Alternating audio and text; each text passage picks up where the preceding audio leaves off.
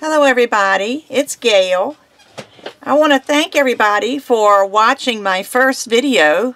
I was a little surprised that so many people would be interested, but I'm glad this is something that you're interested in watching because it gives me encouragement to keep doing my videos. My cane has rested. It's you know, that's another reason that I don't want to do the videos at the same time showing what I make. In my previous videos, I've tried using the canes as I make them, and they're too soft to work with. So this way, you know, I have more, I have a more sturdy cane. It's rested overnight, and so now it's the same temperature all the way through, so it's ready for me to work. Now you remember I cut this piece off the end yesterday to show you, in my last video, not yesterday, to show you what it looked like inside. And so you would think this would be a piece of scrap, but it's really not. Let me show you one of the things that I have that I thought I would do. I bought these earring findings. I got my first ones from Donna Cato on her website. And then I found some on Etsy. And they came in different sizes. I've got a larger size than this. I think this one is, let me see, 14 millimeters. And this one is 12 millimeters, and I have one that's 16 millimeters. But what I like about them, and let me see if I can show them to you sideways, is they have the lever back, and then it has just the little disc here with the lip on it. There's a lip around here, so you can put whatever you want in there. So what I have been doing, and I won't need to use scrap clay, because this was thick enough I can do that. But let me do one pair. But what I would do is maybe mark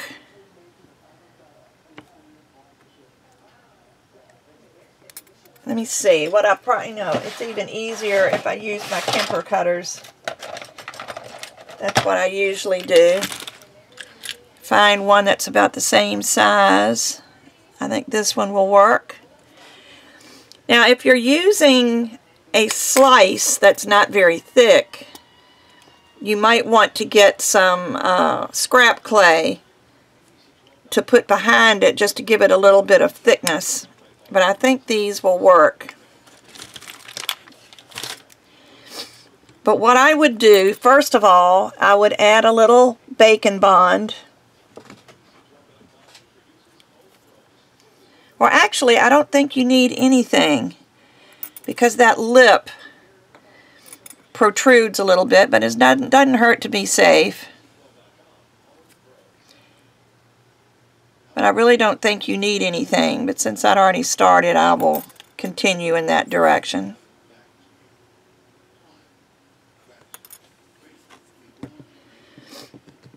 But if you heard what I said, this little round rim that goes around here has a little lip. It goes in on the bottom side. So when you squeeze your clay in there, it's going to go up under that rim and you won't need anything to hold it in. But just cut you a circle about the same size. Now, this is a little bit smaller, but I'm going to round it into the little finding, and as I round it, I'm pressing it down. And this is a very simple earring to make.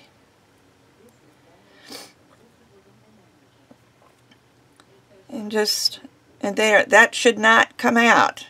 And see, it's rounded just a little bit. It's rounded up a little bit, so it has some dimension. And just play with it and make sure you've got it even all the way around. If you're going to save it for yourself, you don't want to show off your work as being sloppy, and you might want to sell it. I think I will be putting these in my Etsy shop. which I've decided that's what I'm going to do. One of the problems I had before was, I think I told you, I loved making canes. And I would make canes and make canes and make canes, but then never make anything out of them. And I ended up with all of these canes. And what I should be doing, well, when I started doing these videos, I started using up some of those old canes. And I thought, oh great, now I can use these up and they'll be gone. Well, then I used most of those canes. Now I'm making new ones, and I don't want to have another big supply of canes that I don't use. So I think as I show you how to use these and make items, I'm just going to put them in my Etsy shop. And if they sell, they sell. If they don't, then they'll just sit in my Etsy shop for a while. But hopefully with Christmas coming, people will buy things like this as gifts. So if you get a chance to visit my shop, I would appreciate it. Just looking at it. I don't have a lot in it right now because, like I said, I haven't been making a lot of things. But here, let me just make sure it's not overlapping the metal. But there's a pair of earrings. And you can just put these in your oven, just like this. You can hang them to bake them. Now let me do let me see, if I have any left, I'll do some other earrings. But let me think of something else, or show you something else that I thought of. And I will kind of bevel my corners a little bit, just so it's not so square. I guess I'm an organic person. I don't like squares and angles that are sharp. I prefer rounded things. But you could always, let me see how wide this cane is. This way. It is 3/4 of an inch wide. Now I don't know how big your wrist is. I don't know how big my wrist is. Let me show you this cute little thing. I found this at a dollar store somewhere and I love it. It's a 12-inch ruler that accordion folds. And I bought it to make bracelets out of, because you can take this and lay it on your clay and mark it at the inch segments and make great, you know, bracelets. But it's also, because it's flexible, you can wrap it around your wrist.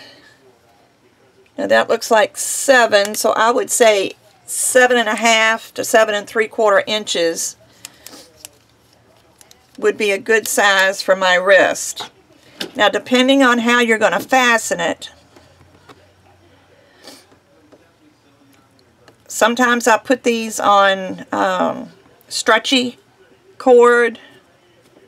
I'm still rounding this because they're not very even. I keep looking at it on the end and it's not very even. So let me just keep rounding these corners until it looks square instead of oblong. I think it's getting there. But I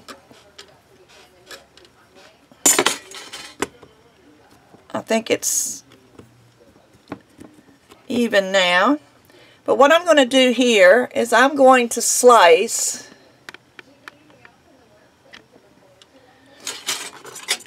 and I want to use a sharp blade. So this one is sharper than my other blade, but I'm going to cut these, what is that, maybe about 3/8 of an inch thick. Now if you have a Lucy slicer, it would make it much easier because you can get them the exact same size, but I'm assuming that most of you don't have a Lucy slicer. So I'm just going to cut these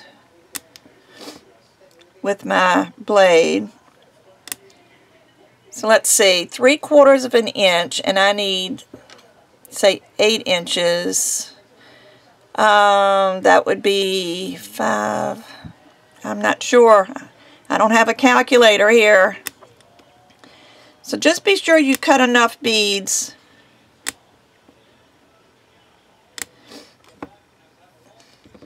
See, 8 would be 8 full ones. So 1, 2, 3, 4, 5, 6, 7, 8, if they were an inch. So I'm going to cut 10.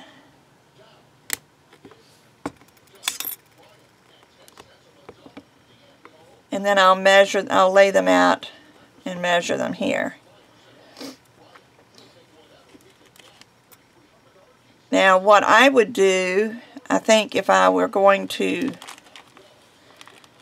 make this into a bracelet, let me move this down a little bit, with a clasp, I would put these together with jump rings.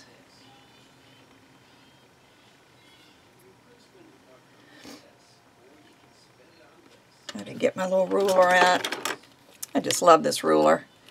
Doesn't take much to make me happy. So I want it to be at least that long, and I'm allowing a little bit of space in between for jump rings.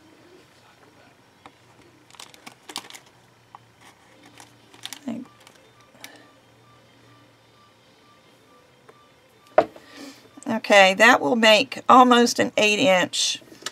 And I've got different kinds of jump rings. I got these at Fire Mountain Gems. And these are 16 gauge, 8mm jump rings. And they have a twist to them. I know you can't see them in the bag. It just has a little bit of a twist, which kind of dresses them up a little bit. But aren't they pretty? But these are jump rings. And I think I'll use these because they ought to be just about the right size. Of course, you can't do that until after they're baked. But again, I think I'm going to take a piece of my plastic wrap, and I mentioned this in my Q&A video. I'm sorry, I saw something I've been looking for. I'm going to leave this one in case I need it, in case I mess one up. I'm going to take my plastic wrap and lay it over this, and I'm going to push the ends down a little bit, smooth it out, just kind of use the friction. And you need to pick it up every once in a while because as you use it, it will wrinkle a little bit. But this will soften the edges and not make it so sharp looking. And also take your fingerprints away because you're touching it through the plastic. Now that one, to me, looks better than this one. So I'll do the same thing. And these will, pressing on this ceramic tile, they will stick. So I think I'll do that to all of them.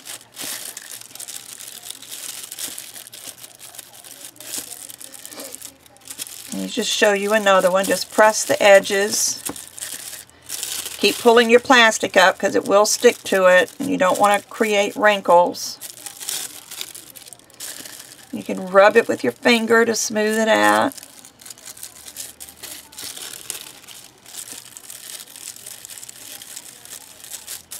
But I use this wrap for everything. I store canes in it. I use it for things like this. I use it on something to get fingerprints off of it. It's just a great product to have. And the link is on my Q&A video. So I'm going to go ahead and do the same thing to the rest of these. Now, I'm not going to make you watch the whole thing, but I will be back as soon as I finish. Okay, this is my last one, and I just wanted to show you, after I've smoothed it out, I take my blade and just kind of get the edges straight. And I went ahead and did all 10 tiles because I'm not really sure exactly yet how I'm going to do this. you have several options, and the next thing we need to do is to put holes in our beads. Now, if you're going to be using it as on stretch cord, then you will probably want to drill your holes this way through the side, from side to side, and then the stretch cord would go all the way through. If you use it with jump rings, you need to put your hole this way. So since I don't really know for sure what I'm going to do, although I think I can use a toggle clasp on this, I've got a few of those left. I don't know what this color is going to look like after it's baked. It's really pretty now, but being translucent, you don't know what it's going to look like when it's baked. So I think I'm going to wait until after it's baked before I do my holes. And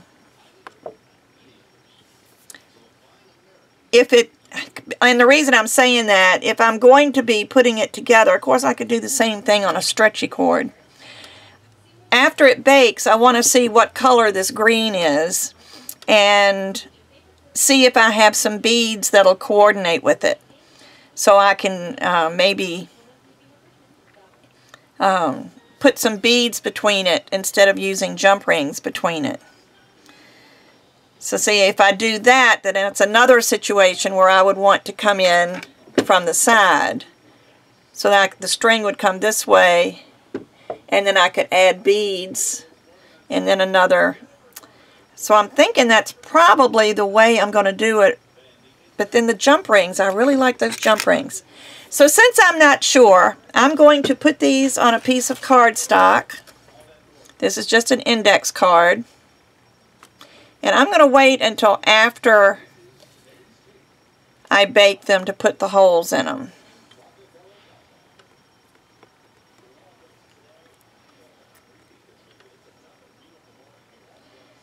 And I'm going to see what it looks like after it's baked. I'm also going to put these earrings on there.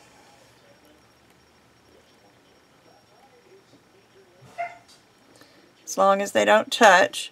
Now this is Primo, so I am going to bake this in the oven at 275, and I always bake my products, my Primo and Kato items, for an hour, because that way I know it's cured and it'll be nice and flexible and ready to use. But I've still got some cane left. So what do I do? Do I make more? I tell you, another thing you can do is use your scraps. These are the ends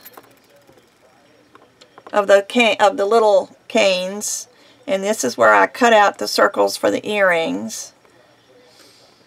You can take this and put it together and make a little bead.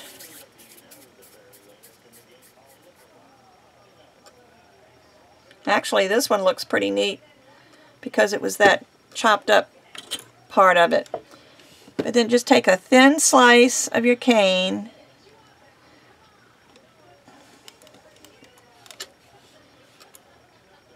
and I would cut it in half and just pinch it a little bit and then put it around your scrap clay.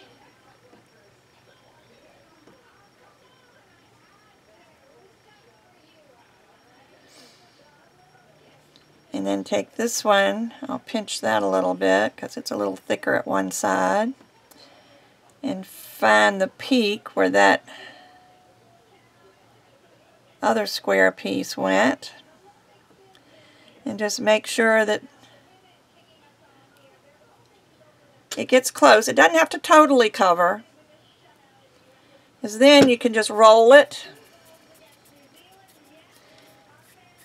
And I alternate the directions of my hands because I do not roll round beads very well. But make sure you use the palms of your hands to smooth it out, and then you can poke a hole in this and you have a real pretty bead. You could make a necklace full of these beads. Still needs to be smoothed a little bit. There's still a crease there, so you just keep rolling until all the creases are gone.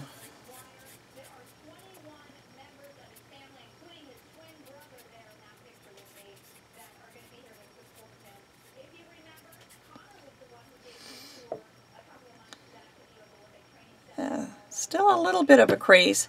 Must not be resting on my hands. But you just want to make sure your creases are out. You don't want a bead with creases. Well, maybe you do. It's your thing. Maybe you like the look of the creases in the beads. I like mine smooth.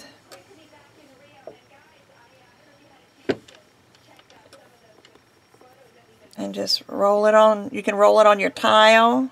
But again, I would alternate.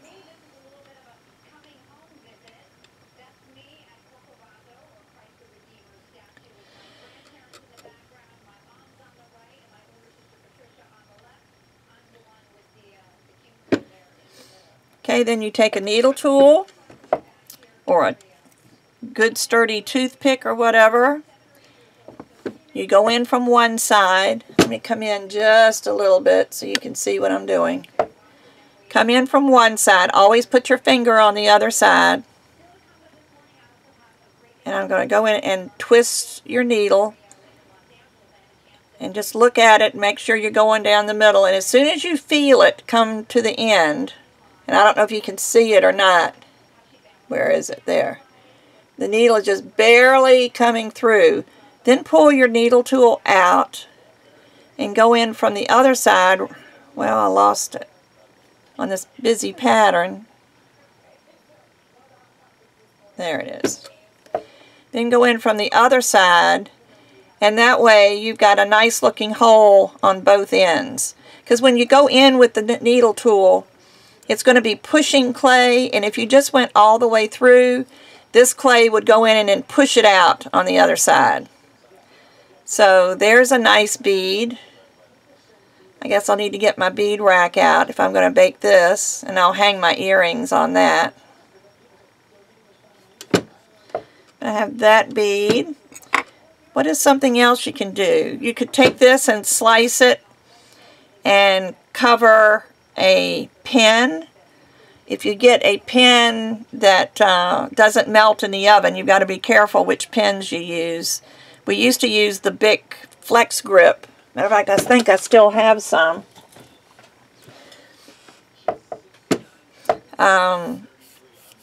This type of plastic does not melt in the oven. And what you would do, of course, you remove the top, and then you would remove.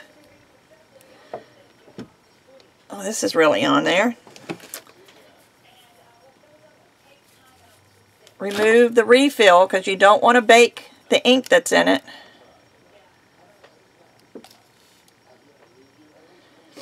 And just store that somewhere where it'll be safe.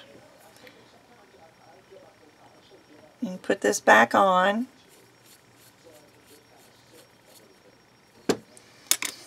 And then again, just make thin slices.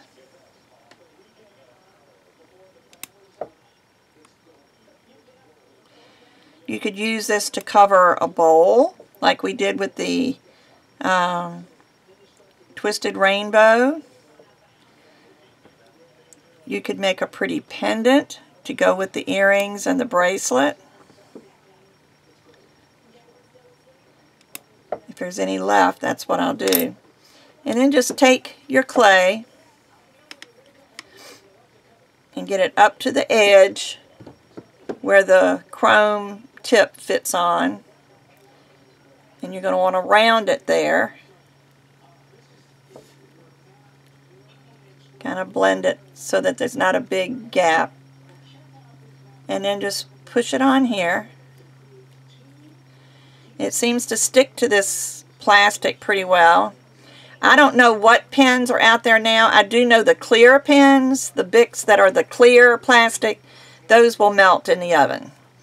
So the best thing to do when you, and maybe some of my subbies know which pens will work in the oven, because I haven't covered pens in I don't know how long. And then just butt this up to the next one, and because of the pattern in this, it should blend very well. You won't be able to see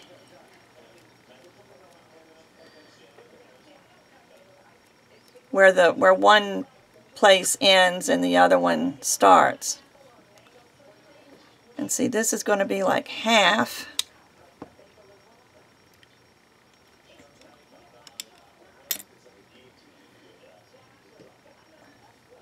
And again, this is clay, so it's very forgiving, and you can stretch it a little bit, you can poke it, you can do whatever, but this is still zoomed in, aren't I, out of frame. But just blend. We'll trim it up after we finish getting the clay on here. Let me put this one in here. Now you see this is not quite as wide as it should be, but because it's clay, I can stretch it. Just take my thumb and roll it a little bit, because you don't want to do it if it's like 1/4 of an inch. That would be a little bit too much. But when it's these small little places, you can push it with your thumbs.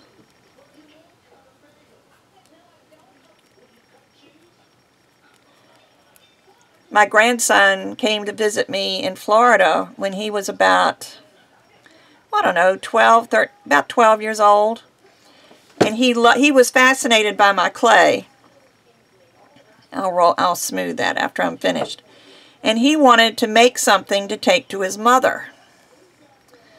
And I'm thinking, okay, what can a 12-year-old do? And you remember my retro cane that I did. I thought, well, he can punch circles of color. Of course, we did a multicolored retro cane.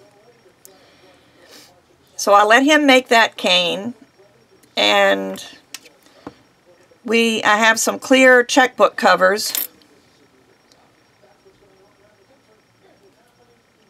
which are wonderful. I've still got some. No, I think I sold them all.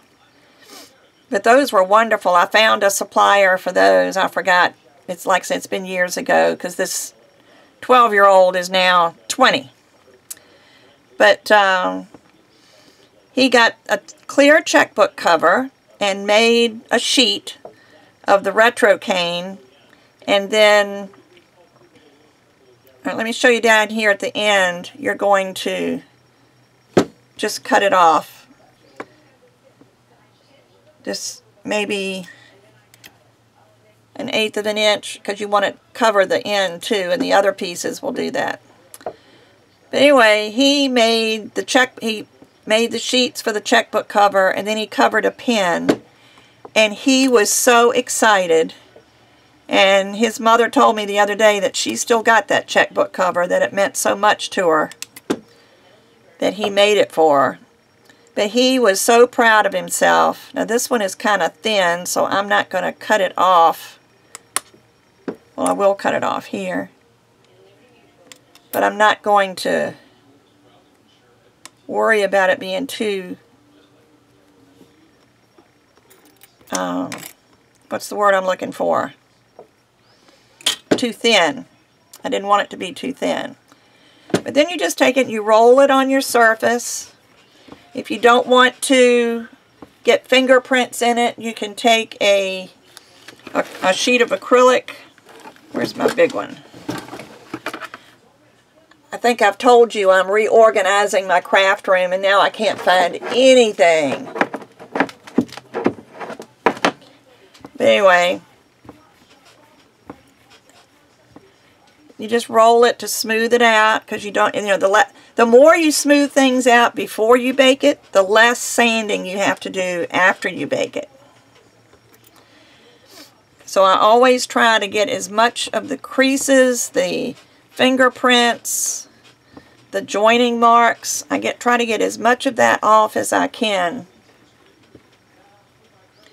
I wish I knew where I can use a small one, but I've got a long one. But this is what I use. I just take an acrylic block, and that way I don't get finger marks. I'm rolling it on a smooth tile.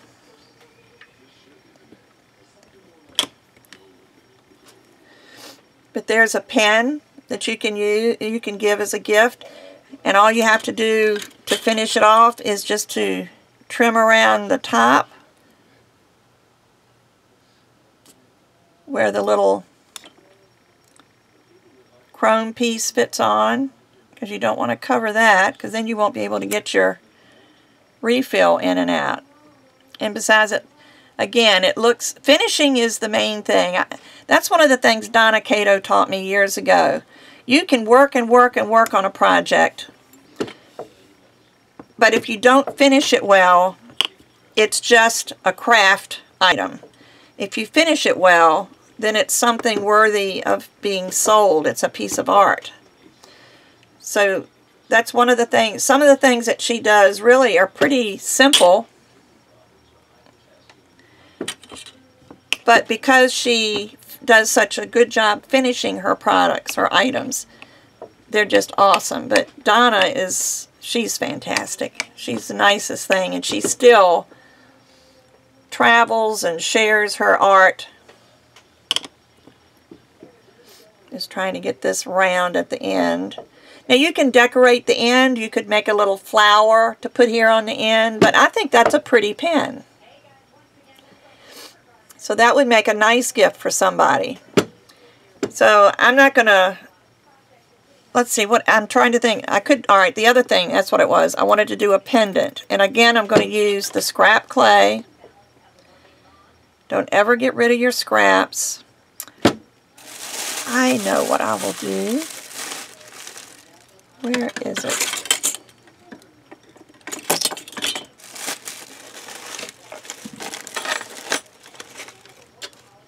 I have these Lisa Pavelka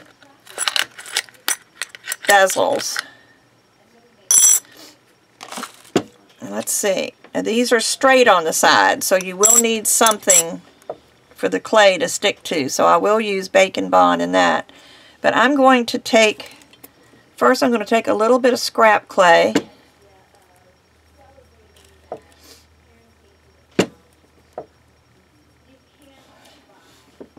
And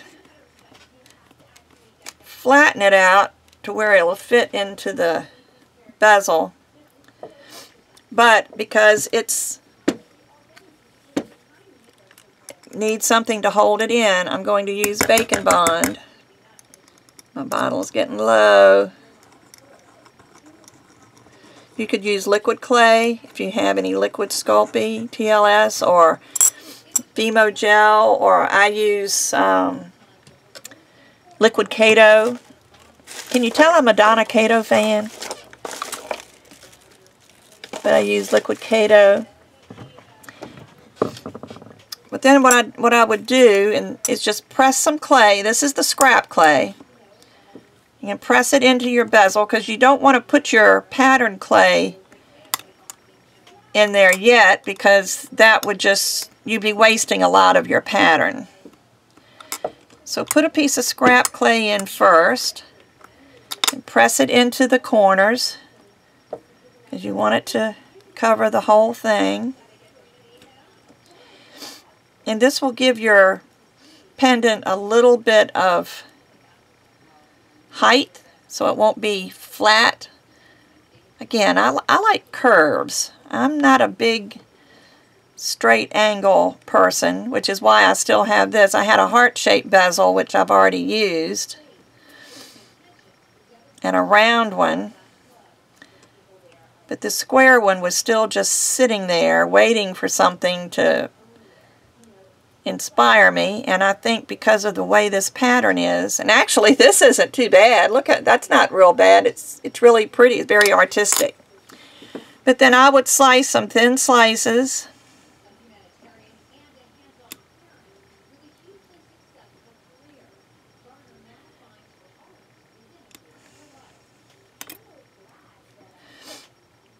And I, just wanting to see how this is going to work, would open it up.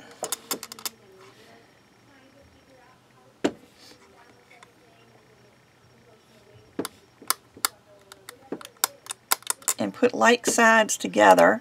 I was thinking it would give a little Natasha type finish to it, but I don't think it is because of the white that's on the outside. Actually, I think I'm going to trim off some of that white because I don't want that on the inside of my pendant. Because on this, if you notice, it's white on the outside and the green is on the inside, so that white is what was showing up, and I don't want that there. So just cut it out and then use your finger to blend it. And you can roughly trim. I say roughly, don't trim. Don't do your final trimming now because you'll regret it if you make a mistake or if you need to fill something in. So just make sure you leave a little bit on there. I can't tell you how many times I've done a project, did a trimming, and then went to adjust something, and because of the trimming it didn't work. So now I'm just going to round those edges.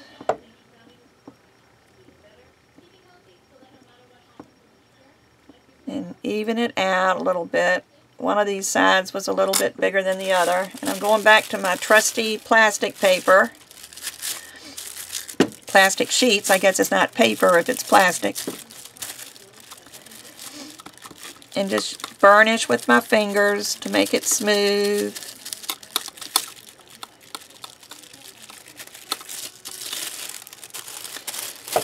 Like I said, try to keep your fingerprints off of it if you can. I'm going to round this down to the edges, and you can feel with your fingers where the edges are. Just kind of press a little bit so you can see where to trim. Well, that wasn't real smart. I made a big thumbprint over here while I was holding it. But that's okay. I can even it out again. You want it even on both sides. I may have told you in another video, I'm not a big jewelry person. I don't wear a lot of jewelry. I love to see other people in jewelry, but I don't make a lot of jewelry. I think that looks nice. Now I will do my final trim. And I will get, because I rounded the edges, I just want to trim off at the bezel.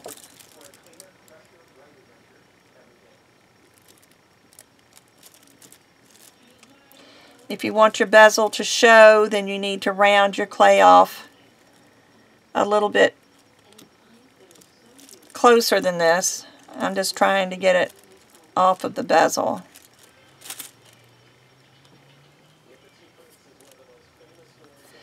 And you can take a toothpick, my favorite tool, and just kind of go around the edge a little bit just to make sure it's smooth.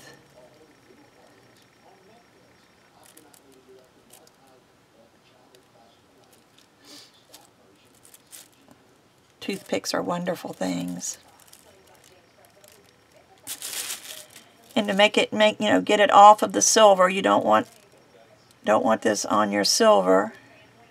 There.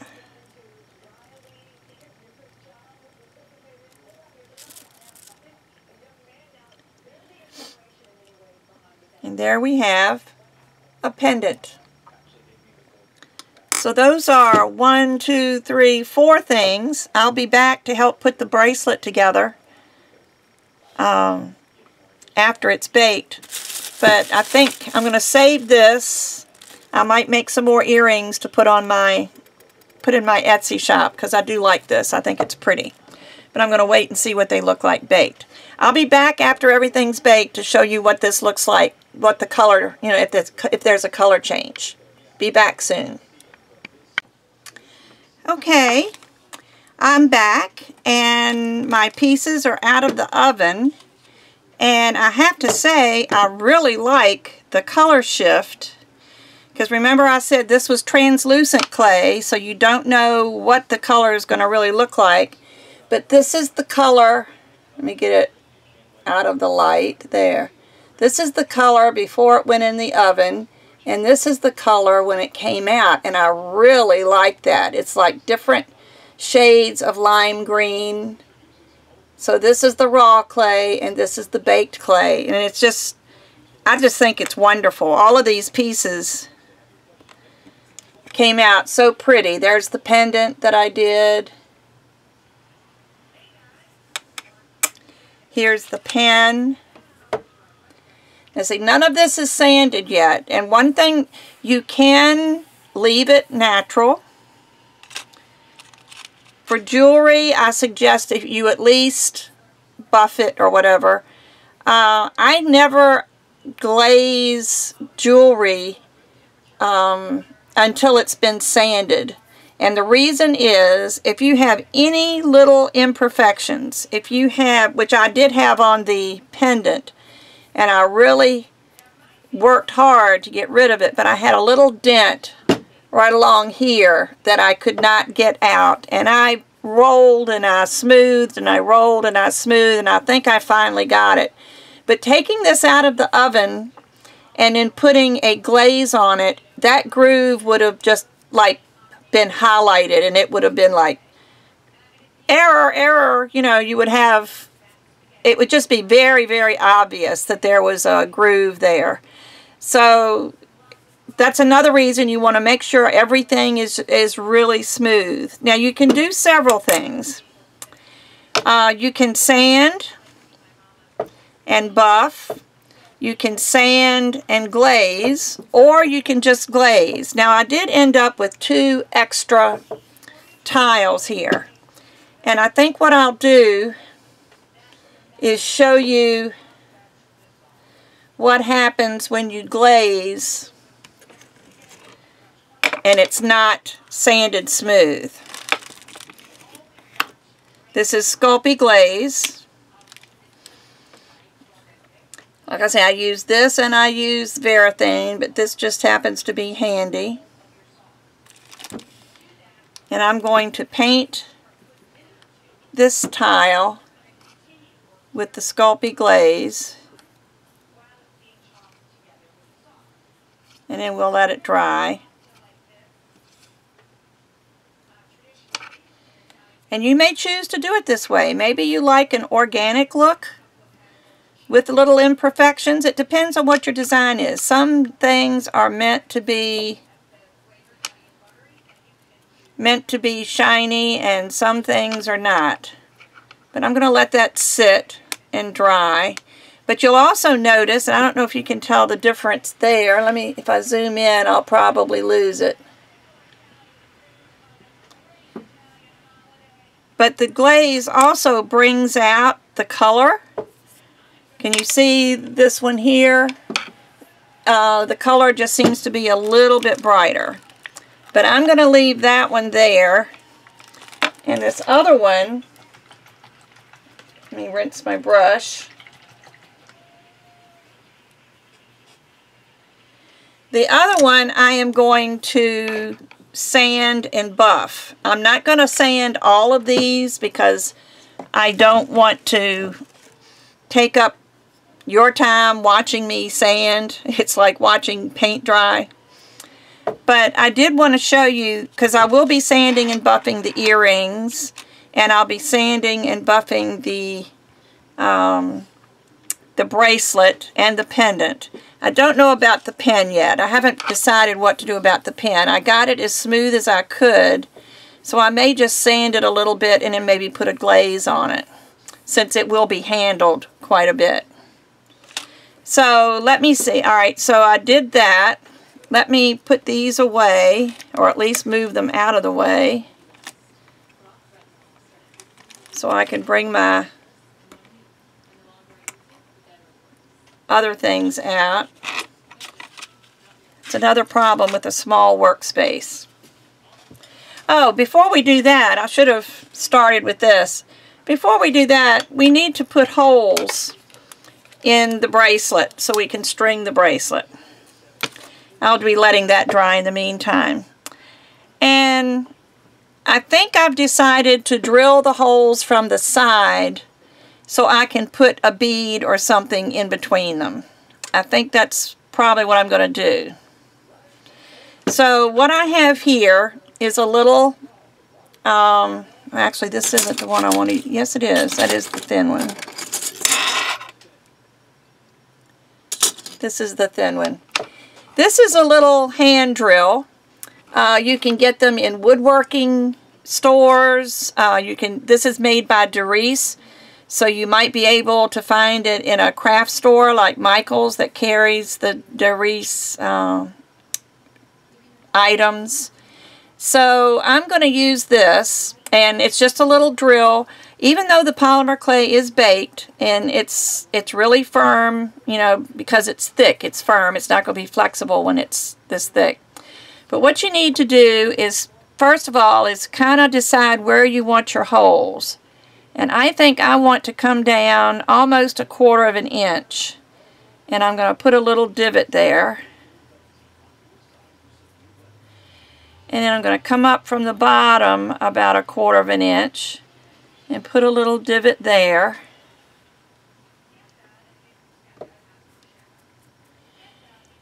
And then look at this going across. Put your drill across it to see where your other hole is going to be.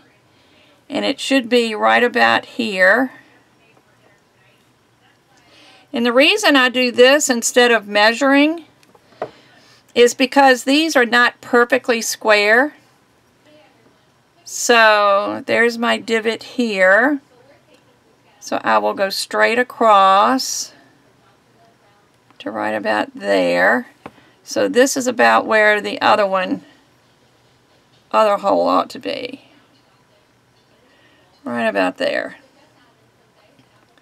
Alright, so I've got my divots just so I'll know where to drill from the other side. Now I go back to the first one.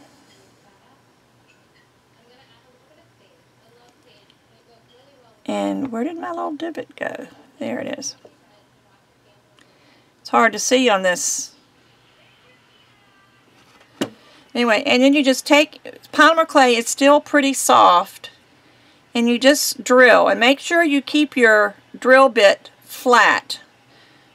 That you don't, you know, move it around, because you want your hole to go straight across, because that's where the other little hole is going to go in. But I go in, oh, I don't know, as far as I can, and see how the clay kind of peels out. That's what you want to see, because you know it's drilling as long as it does that. So just keep going. I've probably gone a little more than halfway, and then I just pull it out and clean off the clay that's on your drill. And then go to the other side where your little divot is and just start drilling.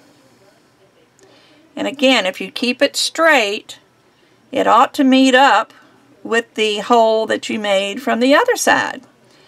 Sometimes I haven't even had it very straight and it still miraculously met up. So sometimes the clay, when you say clay is forgiving, it can be very forgiving sometimes. It even takes care of the problem for you. Now that's gone in a little more than half. Let me see if I can see through it. Probably not yet. So I'm just going to go back again through the other side. Actually, it was this side. It was my first side. And for some reason there seems to be something stopping my drill. Probably because I was squeezing it there. And you'll see the drill just kind of went through and came out on the other side. So even if you're off a little bit, the clay kind of still guides the drill bit through there. Let me do the other one. Let me make sure I've got the right, yep, that's the right divot. I'm going to go in from here, and we're going to do the same thing. I'm going to go straight through.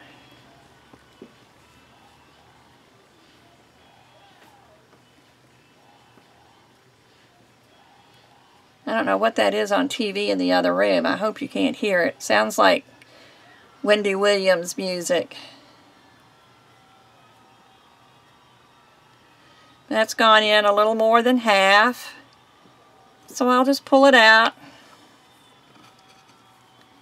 clean it off, and then go in on the other side. And again, try to keep it straight.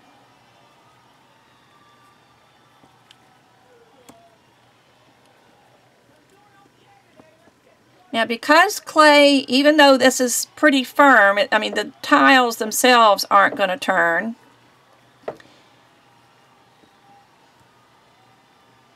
Look at that, it came out the other side.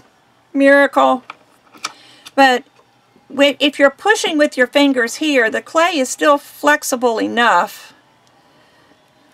Come on out, drill. It's still flexible enough that if you push on it right there, it will push down on the clay, and that's what I was having a hard time with a little while ago. Now somehow I've worked this loose. Let me... Oh, it's in there pretty good and tight. But anyway, that's how you drill holes in all of these tiles. So I'm going to go and I'm going to finish drilling my holes, and then I'm going to sand just this one and buff it. Well, actually, I'll come back and show you how to sand and buff. I'll just hold off on drilling the holes. I'll go ahead and show you. Let me get this clay off of my tile so it doesn't stick to anything. This ought to be dry now anyway.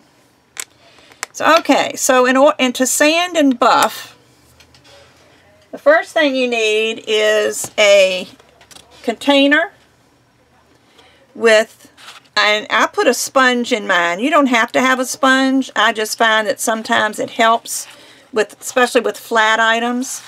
And you need wet, dry sandpaper, and it all needs to be wet. Now this is water, and I put just a drop of dish detergent in there. And the reason I use the sponge is on this, anyway, this tile is going to be flat. So I start with a low grit of sandpaper. This is 320. I lay the sandpaper down on the sponge, and then I take my tile and I just run it. Just run it in circles over top of that sandpaper. Now you want this is your roughest sandpaper. So you want this is the one that's going to take the most off of your tile. So this one you might do a little bit more than the others, but you want to just make sure that you're getting the flat side, then go up to the sides. This is the first side, and I'll turn it. I'll go like this because that's kind of rounded, and then the second side, the third side, and the fourth side. I went counterclockwise, so I'd make sure I got all four sides. Make sure you get your corners. And then take it out and feel it. Now I still feel some rough places across the top here, which for this type of cane is perfectly normal because remember you've got chunks of clay in here. So that still has a few little things in it. So I'm going to do the top some more, because after you finish with this, the rest of the grits of sandpaper isn't going to take as much clay off. So you want to take get most of your problems out. Now let me show you something else I've done, and I did show you this in another video, but let me show you again. This is a spin brush, toothbrush, battery operated.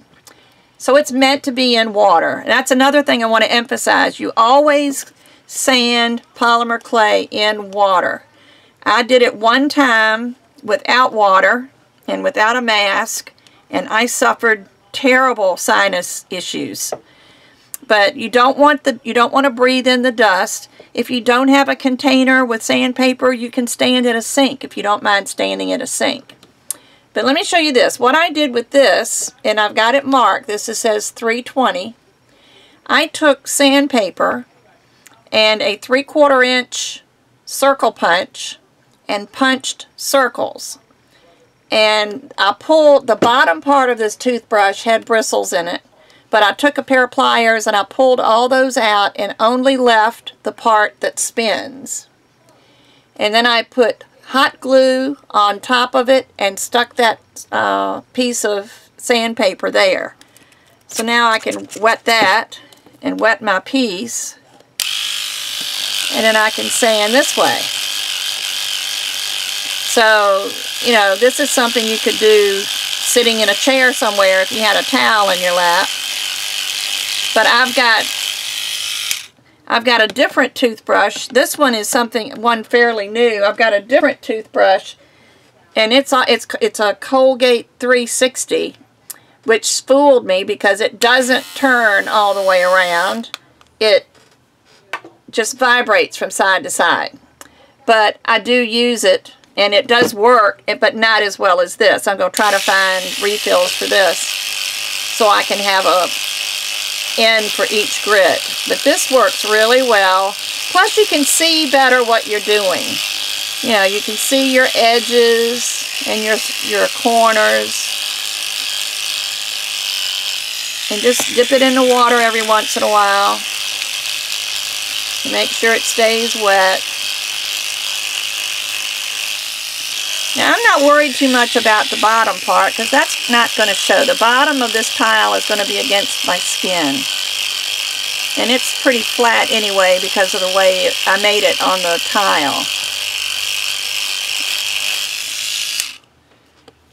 Let me see. Oh, that feels much better. Let me just do it a little bit more right here on this corner.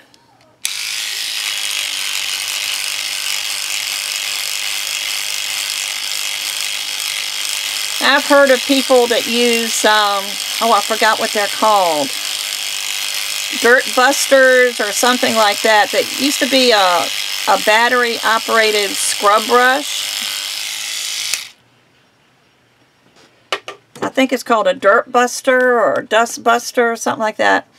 And that's got a bigger head on it, but you can't find those too much. So this is much smoother. I can feel it with my hands, and it's just much smoother. But I see, I feel one more little place. And since that did so well, I think I'm going to just keep bringing it out. I wish I had more of these heads that I could interchange so I could use this for all of my grits, because I like this much better than the other one. But since this is the grit that this is 320 grit, and this will take most of the dents and bumps and imperfections off. Now that should do it. Let me rinse it.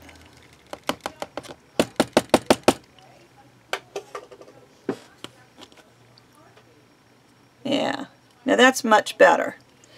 So since that worked so well, I'm going to go ahead and use this one. Like I said, this one doesn't rotate, but it does, it goes back and forth, sort of like the wringer in a washing machine. It goes back and forth instead of going all the way around. But it does work just as, you know, it works good. But I saved the other one for where you need to do the most work. But this is a 600 grit. Just make sure everything's wet. I don't think I wet that before.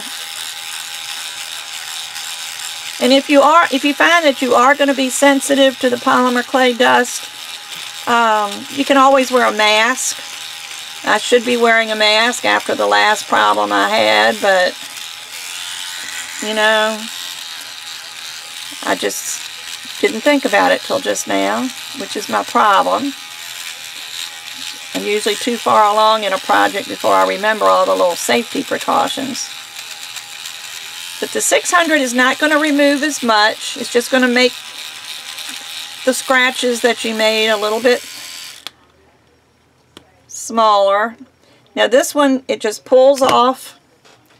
And then I'm going to go to, see, that was 600. I think I'll go to 1,000.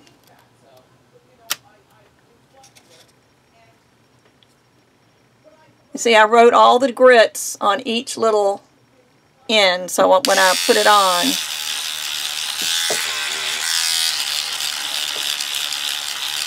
And the way this looks wet is a good idea of what it's going to look like when it's buff. So if you can see any scratches or bumps in here while it's wet, just realize after you buff it, you're going to see that same bump or scratch. And this one isn't perfectly smooth, but you know, it is sort of an organic type cane, so I'm not worried about it being real smooth. I kind of like having a little bit of the texture, but not as much as I had at the beginning. But that's all you need to do for that grit. And I might just do one more. Let me rinse that off. I think I'll go up to 1500.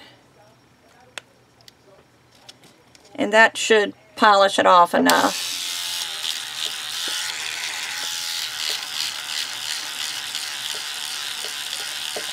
But the feeling that you want when you finish sanding is while it's still wet, if you rub your fingers over it and it feels real smooth like butter, then you know you've sanded it enough. Just keep dipping it in the water.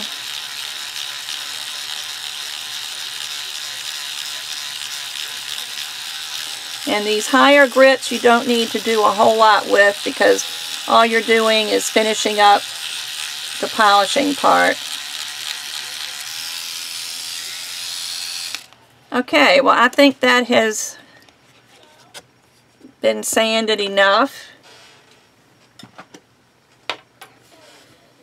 And I'm going to dry it off with a paper towel.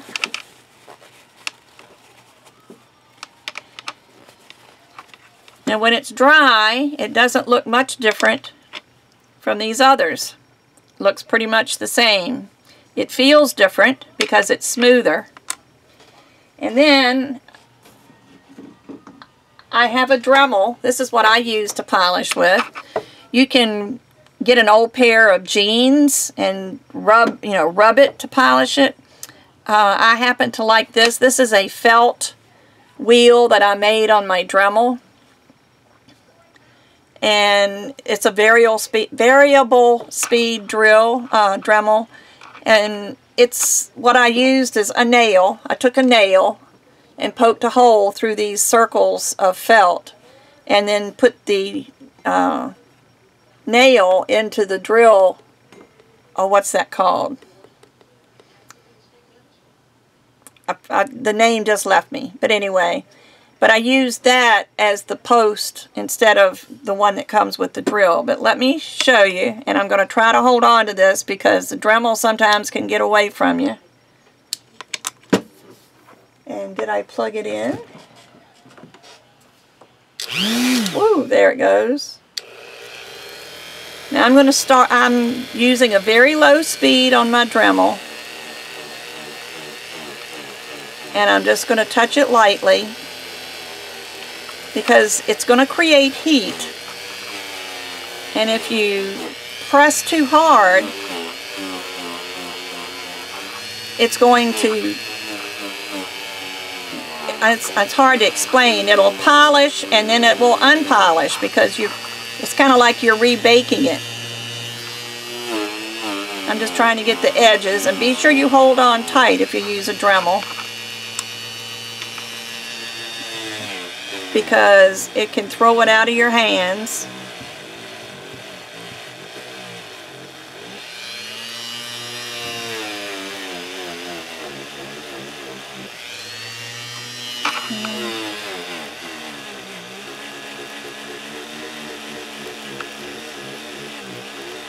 Let me see if this is getting shiny.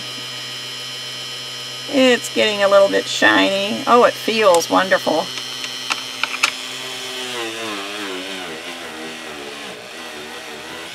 Might want to speed it up just a little bit. One thing about the felt is it touches your fingers, it doesn't hurt your fingers. And if it starts to get hot on your fingers, you realize it's getting hot on your bead too.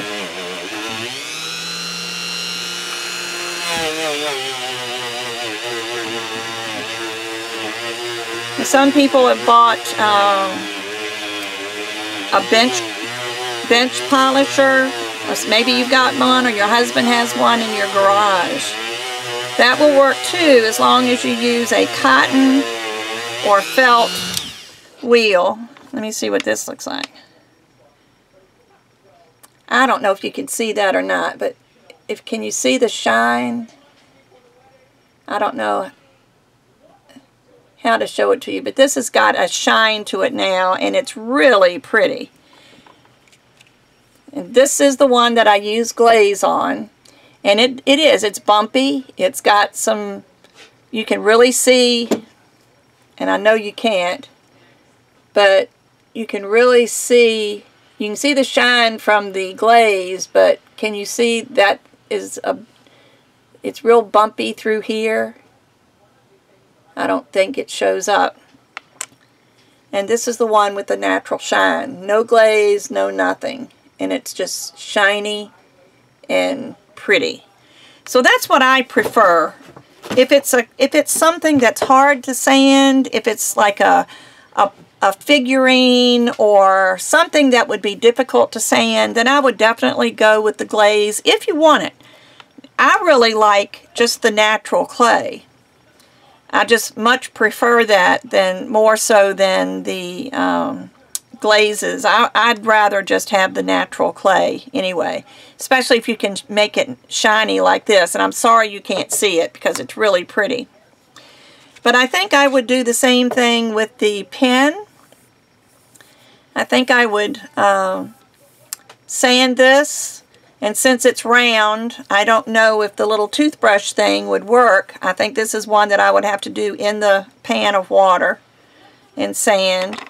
I can use the little toothbrush on the earrings, so when they're shiny, they would be pretty. And these will go in my Etsy shop when they're done. See, that has a couple of different colors of the green. And I'll do the same with, I will use the brush sander on the pendant. And I will finish, depending on if I get these done before it's time for me to post the next video, then I will show you this. If not, maybe I'll do a separate video showing you how I'll put my bracelet together. But I hope you enjoyed this. It's a beautiful cane, and I can't wait to see some of the colors that y'all use. Please show me. You can go to my Facebook page and post a picture on my Facebook page. The link is usually always, and I say always, I have forgotten to put it in the comment section or the description of the video, but I will try to remember to put it below. And I thank you for watching, and I can't wait to see what you've done. I will talk to you soon. Bye.